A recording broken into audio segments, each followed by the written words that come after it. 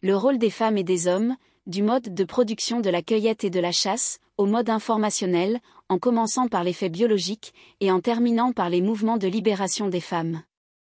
Les femmes portent des bébés dans leur corps, leur donnent naissance, et les allaitent, ce qui circonscrit leur mobilité physique. Tandis que les hommes ont en moyenne un avantage modéré en matière de force physique et de mobilité. Compte tenu de ces faits biologiques, la plupart des sociétés trouvent plus efficace que les femmes assument également la majeure partie des soins aux jeunes enfants qui ne sont plus allaités. Ainsi, pour des raisons d'opportunité, le rôle consistant à prendre soin est généralement étendu au-delà du phénomène biologique de l'allaitement. Et, dans la mesure où ces facteurs maintiennent les femmes à proximité du lieu de vie, plus que les hommes, il devient plus efficace d'étendre leur rôle domestique, pour englober d'autres tâches, comme la préparation des repas, et l'entretien des possessions familiales.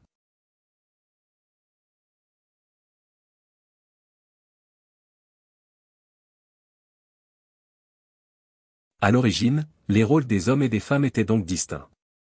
Les femmes se concentraient sur la cueillette et les soins aux enfants, tandis que les hommes s'occupaient de la chasse et de la protection du groupe. Ces activités ne se recoupaient pas vraiment, et il n'y avait pas d'interconnexion forte entre elles. Mais un changement fondamental s'est produit lorsque l'homme a commencé à s'impliquer dans l'éducation des enfants. Contrairement à la femme qui, pour des raisons biologiques, grossesse, allaitement, ne pouvait pas rejoindre les hommes dans la chasse, l'homme, lui, a progressivement investi une partie des responsabilités féminines, notamment en jouant un rôle dans l'apprentissage et la transmission des savoirs aux jeunes générations. Il ne s'agissait plus seulement de ramener de la viande au groupe, mais aussi de veiller à ce que les enfants apprennent progressivement à chasser, à se défendre, et à comprendre les règles du groupe. Il y avait donc une transmission des compétences, et un passage de relais entre les générations. Cela a contribué à renforcer la cohésion du groupe, permettant à la famille humaine de se stabiliser.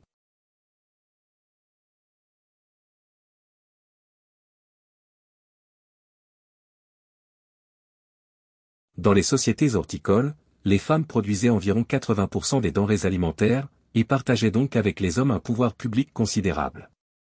Dans ces sociétés, une femme enceinte pouvait encore facilement utiliser une houe à la main, mais pas une charrue.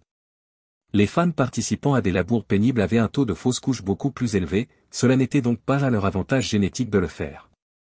Lorsque la charrue à traction animale a été inventée, équipement lourd, les hommes ont donc pris en charge la quasi-totalité du travail productif, les modes de production matrifocaux ont fait place à des modes patrifocaux, et les figures de la divinité régnante sont passées de la focalisation sur la grande-mère, à celle sur le grand-père. Cette différenciation a entraîné une différence de statut, les hommes dominant la sphère publique productive, et les femmes étant reléguées à la sphère privée reproductive. Cet aspect du passage du matrifocal au patrifocal, relève d'une décision conjointe des hommes et des femmes, face à un ensemble de données naturelles.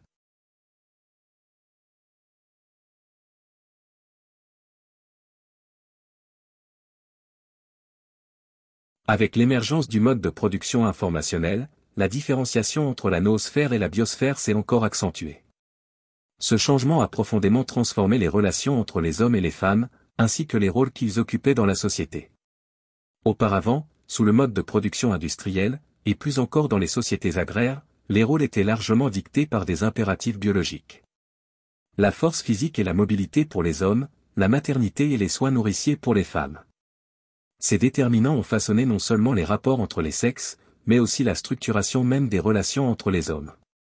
Or, avec l'essor de l'économie de l'information, et la montée en puissance des technologies numériques, ces déterminants biologiques ont progressivement perdu leur poids structurant.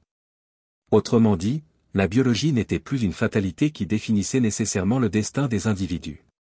La division du travail fondée sur les différences biologiques s'est estompée, car la force physique n'était plus un facteur clé de production, et la reproduction biologique n'imposait plus un cloisonnement rigide des rôles sociaux. Avec le passage à la société informationnelle, l'enjeu n'était plus seulement d'inclure l'homme dans la famille, mais aussi d'inclure la femme dans la sphère publique, gouvernement, éducation, religion, politique, comme un acteur à part entière de la noosphère. Ainsi, cette transition a permis de transcender les anciens universaux de la force et de la reproduction. Ces aspects, autrefois centraux dans l'organisation sociale, sont aujourd'hui à la fois préservés et relativisés.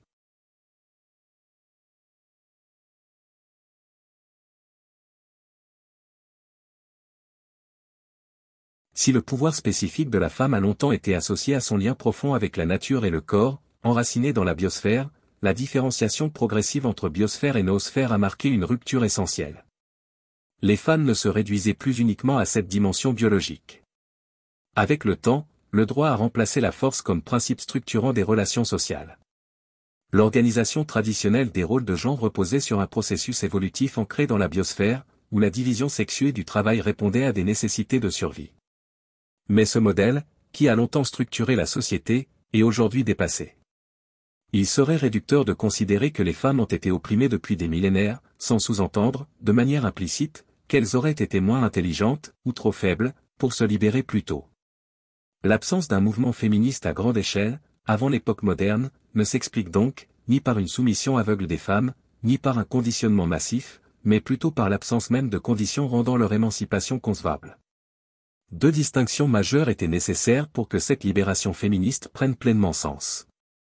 D'abord, la dissociation claire entre biosphère et noosphère, permettant aux rôles sociaux de s'émanciper des contraintes biologiques.